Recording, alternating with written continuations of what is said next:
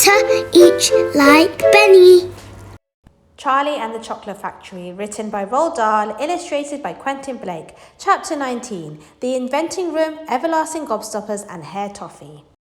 When Mr. Wonka shouted, "Stop the boat," the Oompa Loompas jammed their oars into the river and backed water furiously. The boat stopped. The Oompa Loompas guided the boat alongside the red door. On the door, it said, "Inventing Room, Private, Keep Out." Mr. Wonka took a key from his pocket, leaned over the side of the boat and put the key in the keyhole. "This is the most important room in the entire factory," he said. "All my most secret new inventions are cooking and simmering in here.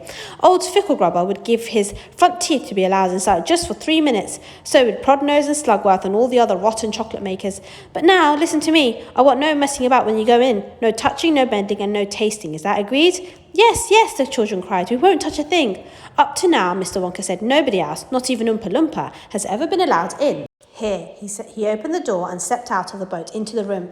The 4 children and their parents all scrambled after him. "Don't touch," he shouted out at Mr. Wonka, "and don't knock anything over."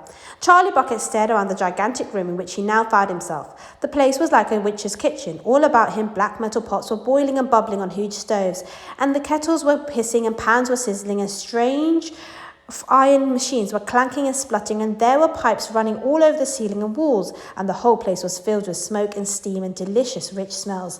Mr. Wonka himself had suddenly become even more excited than usual, and anyone could see that this was the room he loved best of all. He was hopping about among the saucepans and machines like a child among his Christmas presents, not knowing which thing to look at first. He lifted the lid from a huge pot and took a sniff.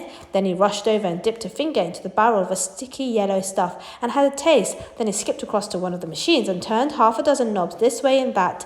Then he peered anxiously through the glass door of a gigantic oven, rubbing his hands and cackling with delight at what he saw inside. Then he ran over to another machine, a small shiny affair that kept going foot, foot, foot, foot, foot, and every time he went foot, a large green marble dropped off into it on the basket on the floor.